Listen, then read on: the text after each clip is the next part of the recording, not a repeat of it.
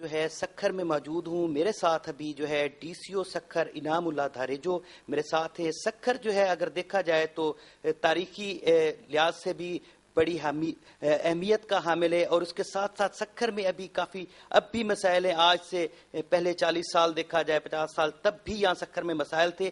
آج یہ مسائل کہاں تک حل کیے گئے ہیں، یا ان مسائل کو کن نظر سے دیکھا جا رہا ہے، یا ان کے پیچھے کتنے اور سروکار ہیں جو ابھی تک مسائل حل کرنے میں جو ہے ڈی سی او کو بھی مشکلات کا سامنا ہے. ابھی ہم یہ اسی موضوع پر بات کریں گے ڈی سی او سکھر صاحب سے. السلام علیکم. جی وعلیکم تاریخ صاحب آپ یہ بتائیے گا کہ سکھر جو ہے مسائل کا اگر دیکھا جائے تو یہاں بہت گڑھ ہے پرانا، اور آپ کے آنے سے یہاں کتنے مسائل حل ہوئے ہیں اور آپ نے کیا اقدامات اٹھائے ہیں؟ پہلے سکھر شہر کا اگر ہم اس کی تفریق کر لیں مسائل کے حوالے سے، سکھر شہر میں بنیادی طور پہ پینے کے پانی کا مسئلہ کافی پرانا اور پیچیدہ ہے.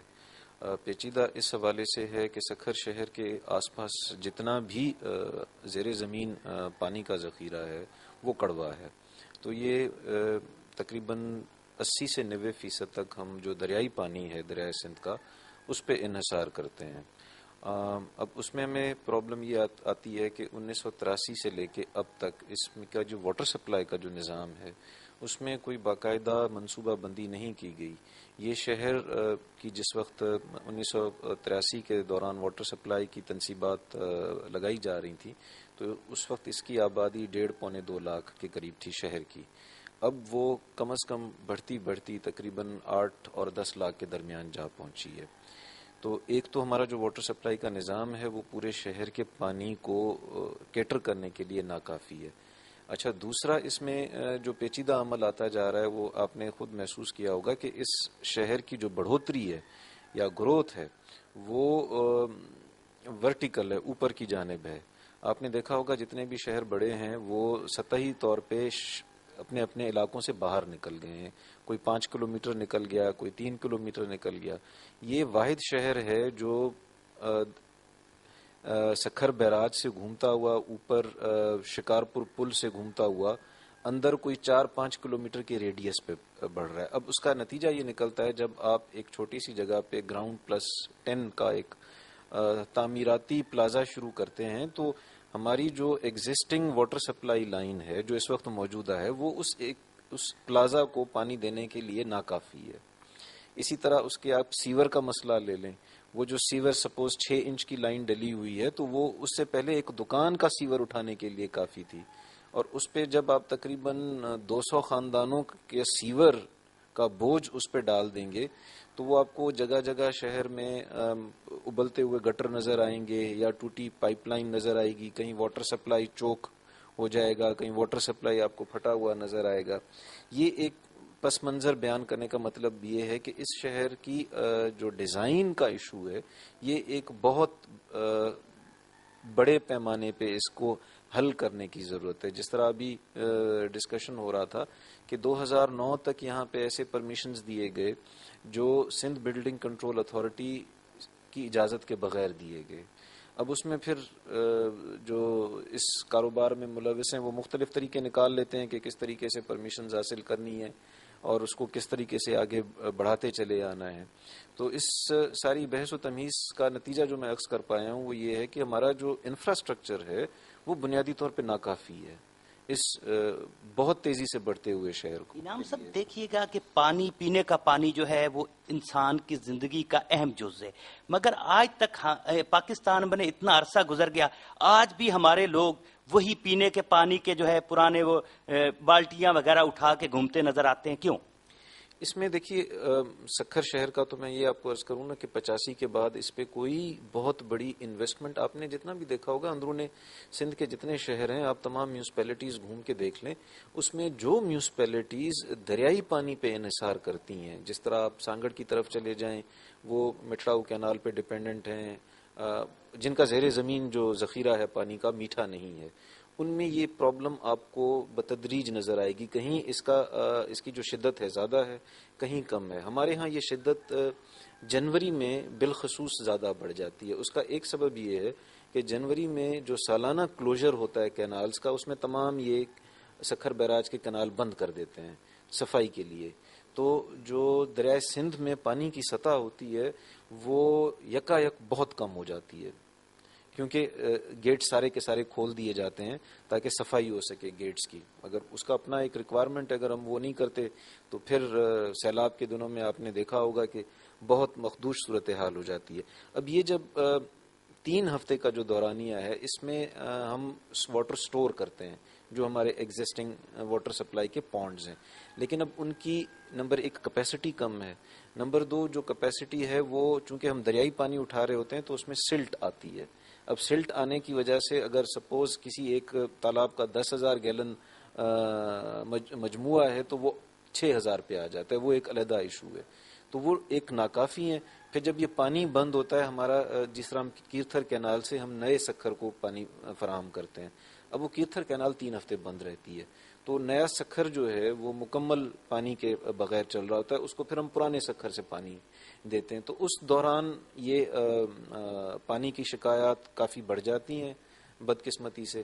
پھر اس میں ایک اضافی جو دخل اندازی آپ کو علم ہوگا، لوڈ شیڈنگ، یہ سارا ڈپینڈنٹ ہے بجلی پہ. اب وہ لوڈ شیڈنگ کے دورانیے کے دوران اس میں پھر رکاوٹ کا عمل آ جاتا ہے. گو کہ ہم نے جنریٹرز وغیرہ لگائے ہوئے ہیں، لیکن کبھی کبھی جنریٹرز کی خرابی یا ٹائم پہ اس کو صحیح طریقے سے آپریٹ نہ کرنے کی وجہ سے شہریوں کو خاص کر یہ جو 3 ہفتے کا دورانیہ ہے اس میں زیادہ بدقسمتی سے مسئلہ پیش آتا ہے. انعام صاحب، آپ کے علاقے میں خاص کر سیلاب متاثرین جو ہے آپ کے علاقے میں ہی ان کو جو ہے یا رہائش دی گئی، سب کچھ کیا گیا، مگر کافی یہ دیکھنے میں آتا ہے کہ کبھی جو میڈیا کے ذریعے کہ کبھی وہ ڈنڈے کھا رہے ہوتے ہیں، کبھی وہ کارڈ کے لیے ڈنڈے کھا رہے ہوتے ہیں، کبھی کوئی ایشو سامنے آ رہے ہوتے ہیں. تو آج آپ کون سی جگہ پر پہنچے سیلاب متاثرین کے حوالے سے؟ کیا ان کے لیے آپ نے اقدامات کیے ہیں؟ میں عرض کروں، سکھر شہر کا اگر آپ نادرا کا ریکارڈ اٹھا کے دیکھ لیں، سکھر شہر میں 4 کاؤنٹرز کھلے تھے نادرا کے.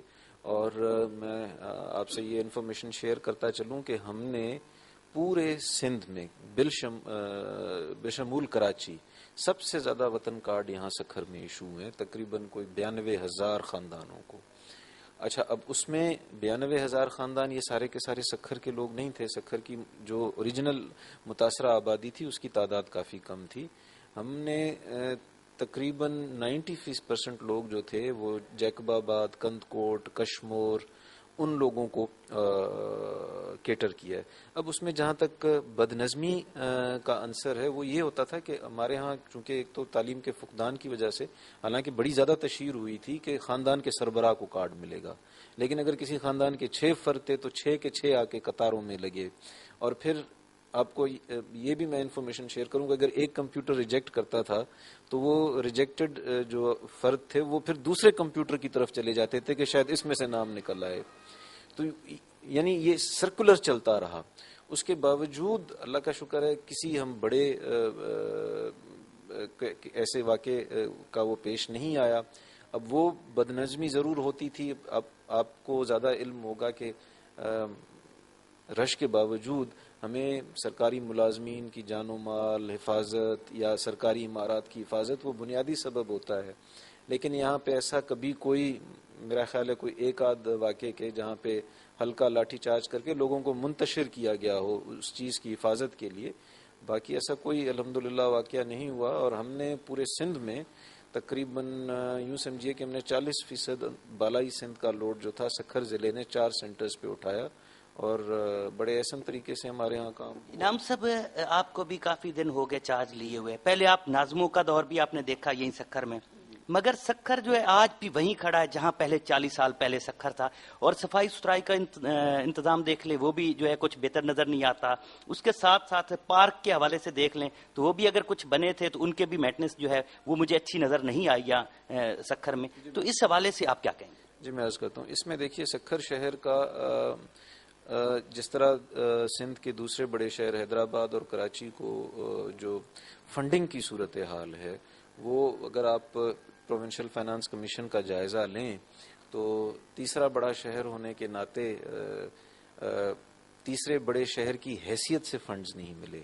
اگر ہم آج بھی اس کا جائزہ لیں تو میرا خیال ہے سکھر ضلع کو تقریباً 8 اضلاع سے کم فنڈنگ ہوتی ہے، جس میں ایک اگر ہم ترتیب لے لیں تو اس میں ترتیب میں کراچی، حیدرآباد، خیرپور، لاڑکانہ، نواب شاہ، میر پور خاص، سانگڑ، ان کے بعد سکھر کی فنڈنگ ہے.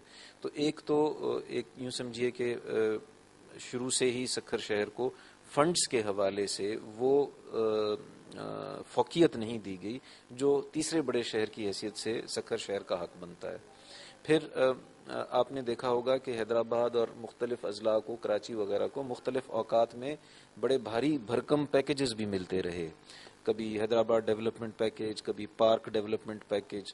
سکھر شہر میں اس وقت صرف ایک پیکیج چل رہا ہے. اور میں کسی پہ تنقید نہیں کرتا، لیکن یہاں پہ ہمارے ہاں جو ڈیولپمنٹ کا ماڈل ہے وہ اس قسم کا رہا بھائی کہ آپ نے 6 کروڑ کی اسکیم اٹھا لی سڑکوں کی تعمیر کی، اور اس پہ 10 لاکھ روپے رکھ دیے. اب جب تک وہ 6 کروڑ کی اسکیم پوری نہیں ہوگی، یعنی آپ نے 1 سال کے بجٹ میں یوں سمجھیے کہ 10 سالہ بجٹ پیش کر رہے تھے. آپ 10 سال تک اس اسکیم کو مکمل کرتے رہیں گے، اپنے وسائل اس پہ لگاتے رہیں گے. اس کا ایک سبب یہ ہوگا کہ جس اسکیم کو 10 سال آپ چلائیں گے، وہ انجینئرنگ جو اس کی زندگی ہے قدرتی، وہی 10 سال میں ختم ہو جائے گی.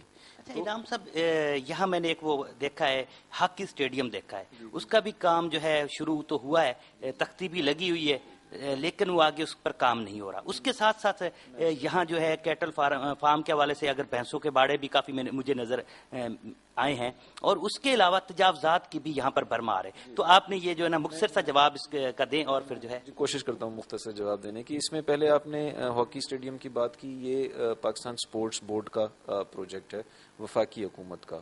اس پہ تقریباً کوئی 3.5 کروڑ روپے کے قریب لاگت آ چکی ہے. پچھلے دنوں ہم نے ان کے ساتھ میٹنگ کی تھی کہ ان کے کام کی جو رفتار ہے وہ تیز کرائیں. اس کو وفاقی حکومت ایگزیکیوٹ کرا رہی ہے، ان کو کچھ فنڈز کی قلت کا سامنا ہے. تو اس میں بھی ہم نے اپنی جو مقامی سیاسی قیادت ہے ان سے ریکویسٹ کی ہے کہ جتنا جلدی ان کے پیسے ریلیز ہوں تاکہ ہم اس کو مکمل کرا سکیں. یہ سلسلہ ہے اس کا سپورٹس بورڈ کا. ابھی آج ہمارے پاس فیفا والے آ رہے ہیں فٹ بال اسٹیڈیم کی تعمیر کے لیے. ان کو ہم نے جگہ آئیڈینٹیفائی کر کے دی ہے. وہ ایک بہت بڑا فٹ بال کا اسٹیڈیم بنانے جا رہے ہیں. آپ نے کیٹل اس کے حوالے سے بات کی. ہم نے تقریباً 90% کے قریب ان تمام باڑوں کو سیلاب سے پہلے منتقل کر دیا تھا. اب سیلاب کے دوران یہ ہوا چونکہ ہماری ساری توجہ آئی ڈی پیز کی طرف بٹ گئی، تو اس میں سے کچھ ایسے عناصر تھے جو وہاں سے اپنی بھینسیں واپس لے کے ادھر آ گئے. ابھی ہم چہلم کے انتظار میں تھے کہ چہلم کا سلسلہ گزر جائے، پھر ہم پولیس کی مدد سے 144 نافذ کر کے ان سب لوگوں کو یا گرفتار کریں گے یا ان کی بھینسیں جو ہیں ہم ادھر پہنچوائیں گے. سکھر شہر کے اندر بھینس نہیں ہوگی. یہ ہم اس معاملے پہ تجاوزات کے حوالے سے بھی پہلے کافی اس پہ پیش رفت ہوئی تھی. پھر کچھ صاحبان جو ہیں ہمارے ہاں ایک یہ قانون کو اپنے ہاتھ میں لینے کا بڑا عنصر شامل ہے. اس میں ہم انشاءاللہ جیسے ہی اس سے کیٹل کے جو فارمز ہیں کیٹل بھینسوں کے، ان کو منتقل کرنے کے بعد دوسرے مرحلے پہ جتنی بھی ہماری شاہراہیں ہیں جہاں پہ یہ سامنے تھڑے رکھ کے یا ریڑے رکھ کے انہوں نے راستے بلاک کیے، ان تمام کو ہم خالی کرائیں گے. تو اس کے بارے میں کوئی ایسا کمپرومائز نہیں ہوگا، نہ صرف سکھر شہر کے حوالے سے بلکہ پنو عاقل میں بھی یہ رجحان ہے. وہاں پہ بھی کافی زیادہ دشواری آتی ہے ٹریفک کا جو ہموار سلسلہ چلانے میں ہے. تو ان سب جگہوں پہ انشاءاللہ ہم اگلے 10-15 دنوں میں مکمل وہ کریں گے سلسلہ.